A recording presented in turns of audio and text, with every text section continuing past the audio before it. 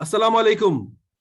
আজকে কথা বলবো what is EPS, earning per share. একটা কোম্পানির আর্নিং পার শেয়ার কি সেটি আমরা বোঝার চেষ্টা করব। যারা খুব এলিমেন্টারি লেভেলে জানতে চান তাদের জন্য এই ভিডিওটি। যারা অ্যাডভান্স লেভেলে অলরেডি অনেক কিছুই জানেন তাদের এই ভিডিওটা না দেখলে চলবে। এটি বেসিকলি যারা ফাইন্যান্স ফর নন ফাইন্যান্স কোর্সগুলো করেন আমাদের সাথে এবং যারা স্টক মার্কেট সহ আইএফআরএস এর একটা বেসিক ধারণা নিতে চান তাদের জন্যই বানানো। অ্যাডভান্স লেভেলের কোর্সগুলো তো আপনারা যারা করেছেন তাদের জন্য এটি খুবই এলিমেন্টারি লেভেল হবে বলে আমি মনে করি। So earning per share as per IS 33 এখানে বলা আছে যে earning per share is calculated as a company's profit divided by the outstanding share of its common stock. মানে কমন শেয়ার, মোট কথা হচ্ছে একটা কোম্পানির টোটাল প্রফিটকে ডিভাইডেড হবে হচ্ছে total outstanding common share. The resulting numbers serves as an indicator of the company's profitability. আসলে EPS one of the most important indicator which represent the profitability of the company. In fact, এটি আপনার প্রথম তিনটি ইন্ডিকেটরের ভিতরে একটি। Profitability is very important. In fact আমরা যত রেশিও অ্যানালাইসিস করি সেখানেও প্রফিটেবিলিটি ইন্ডেক্সের বেসিসে EPS is very important. The higher a company's EPS, the more profitable it is considered. এখানে ধারণা করা হয় ইপিএস যত বেশি হবে ততই প্রফিটেবিলিটি বেশি। তবে একটা জিনিস মাথায় রাখতে হবে যে একই সংখ্যায় একটা কোম্পানি প্রফিট করেছে 1 কোটি টাকা, আরো একটা কোম্পানি প্রফিট করেছে 1 কোটি টাকা। এখন কারো যদি আউটস্ট্যান্ডিং শেয়ার যদি 1 কোটি থাকে তাহলে তার পার শেয়ারে ইপিএস 1 টাকা হবে, আর একটা কোম্পানি যদি 50 লাখ টাকা হয় তাহলে 2 টাকা হবে। So ultimately EPS is important, but সঙ্গে সঙ্গে তার টোটাল আউটস্ট্যান্ডিং শেয়ার কমন শেয়ারও is important also to make the total picture, otherwise it will be misleading.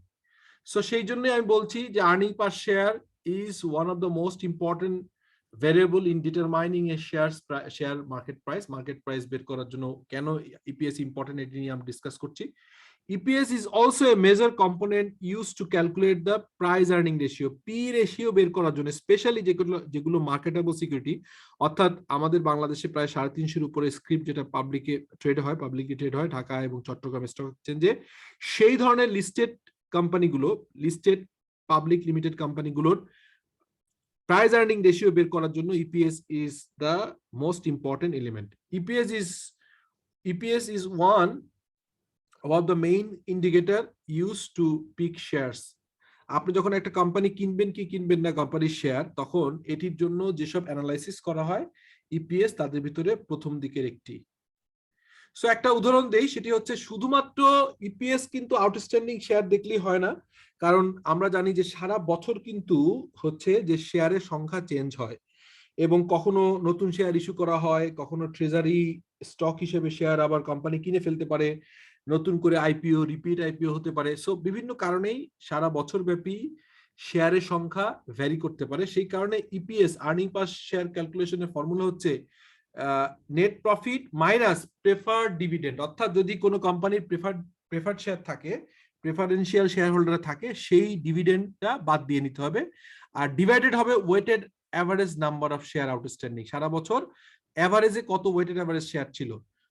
To calculate a company's EPS, the balance sheet and income statement are used to find the period and number of common share. এই যে common share বললাম না, weighted average number of common share, এটি আসলে balance sheet analysis করে এবং income statement থেকে profit নিয়ে করা হয়। ডিভিডেন্ডস পেইড অন প্রেফার্ড স্টক, এটিও কিন্তু আমরা আপনার পাবো আমাদের হচ্ছে ফাইন্যান্সিয়াল স্টেটমেন্ট থেকে। ইফ এনি, যদি ডিভিডেন্ড থাকে যদি প্রেফার্ড স্টকে, অর্থাৎ অনেক কোম্পানির প্রেফার্ড স্টক থাকে না। বাংলাদেশের স্টক মার্কেটের লিস্টেড কোম্পানিগুলোর ভিতর খুবই কম হচ্ছে প্রেফার্ড স্টক আছে। প্রেফার্ড স্টক না থাকলে আসলে এই বিয়োগটা করার প্রয়োজন হয় না, তখন simple formula net profit by weighted average number of share outstanding, তখন আর এই প্রেফার্ড ডিভিডেন্ডটা বাদ দিতে হয় না। It is more accurate to use a weighted average number of common share over the reporting term because the number of share can be changed over time. এই যে weighted average share number of share নিয়েছি কারণ একটা reporting পিরিয়ডের ভিতরে শেয়ারের সংখ্যা change হতে পারে। যদি কোনো চেঞ্জ না হয় তাহলে আসলে এই ক্যালকুলেশন প্রয়োজন হয় না, তখন আউটস্ট্যান্ডিং কমন স্টক বা কমন শেয়ার দিয়ে ভাগ করলেই হবে।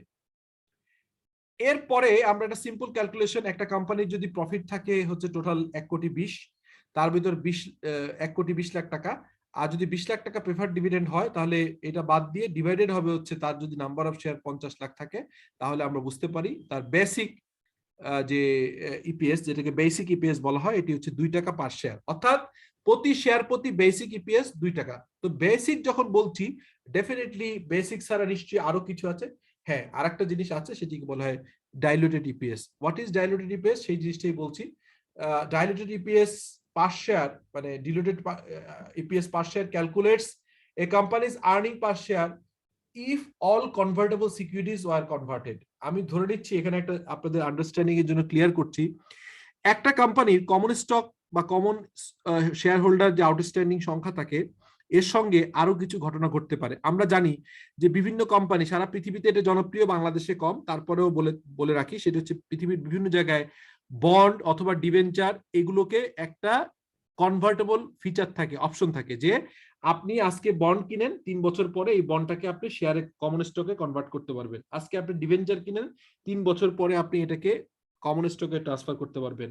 প্রেফার্ড স্টক নেন, 5 বছর পরে প্রেফার্ড স্টকে, কমন স্টকে কনভার্ট করতে পারবেন। So diluted EPS is one kind of conservative EPS, অর্থাৎ কমন স্টক যারা এখন তো আছে, ফিউচারে যারা কমন স্টকে কনভার্টেড হতে পারে, তাদের সংখ্যা দিয়েও যে একটা হাইপোথেসিস হিসাব করা হয়, সেটাকেই বলা হয় হচ্ছে diluted EPS. Diluted securities are not common stock. Diluted securities common stock না, but instead securities that can be converted into common stock. অর্থাৎ যেসব আমরা জানি যে কমন স্টক এর বাইরে যে প্রেফার্ড স্টক, বন্ড, ডিবেঞ্চার থাকে, তারা কিন্তু সবই কিন্তু কমন স্টক হিসেবে কনসিডার করা হয় না, বাট তাদের যদি কনভার্ট করার অপশন থাকে, তাহলেই মাত্র আমরা এটাকে ডাইলুটেড সিকিউরিটির ক্ষেত্রে এটা ধরে নিব। আমরা ক্যালকুলেশন করলে বুঝতে পারবো, converting this securities decrease EPS. স্বাভাবিকভাবেই আপনার কমন স্টক যারা এখন শেয়ার হোল্ডিং আউটস্ট্যান্ডিং রয়েছে, তার বাইরে যদি ডাইলুটেড সংখ্যাটাও নেই বা ভবিষ্যতে যেটা হতে পারে, তাহলে ইপিএস কমে যাবে। Das diluted EPS tends to always be lower than normal EPS. Basic EPS এর থেকে ডাইলুটেড ইপিএস কম হবে, এটাই স্বাভাবিক। Diluted EPS is considered a conservative metric because it indicates a worst case scenario in terms of EPS. আমরা যে normal EPS নেই, সেই EPS এর থেকে ডাইলুটেড ইপিএস নরমালি কমই হবে, বিকজ এখানে কিছু সামনে কনভার্ট হতে পারে, এরকম কনভার্টেবল সিকিউরিটিজ গুলোকে কনভার্ট করে কমন স্টক হিসেবে ধরে নিয়ে ক্যালকুলেশন করা হয়। স্বাভাবিকভাবেই diluted EPS will be less than the basic EPS. তো ক্যালকুলেশনটা কি? ক্যালকুলেশনটা খুব সহজ, আগের মতোই নেট প্রফিট বা net income minus preferred dividend, যদি প্রেফার্ড ডিভিডেন্ড থাকে, আর নিচে হচ্ছে weighted average number of share outstanding, current যেটা আউটস্ট্যান্ডিং আছে, আর একটা হচ্ছে সিডিএস, অর্থাৎ কনভার্সন অফ ডাইলুটেড সিকিউরিটিজ। আমি যেটা বললাম, ডিবেঞ্চার হতে পারে, বন্ড হইতে পারে, প্রেফার্ড স্টক হইতে পারে, এটি যদি কমন স্টকে কনভার্ট করার কোনো প্রবাবিলিটি থাকে, সেটাকে কনসিডার করে এই ভাগ দিয়ে ক্যালকুলেশনটা করতে হয়। এক্সাম্পলটা দেখলে হবে, আগের এক্সাম্পলের মতো 1,20,00,000 টাকা প্রফিট রয়েছে, আর 20 লাখ টাকা হচ্ছে আপনার প্রেফার্ড ডিভিডেন্ড, তো এটা লেস করলাম।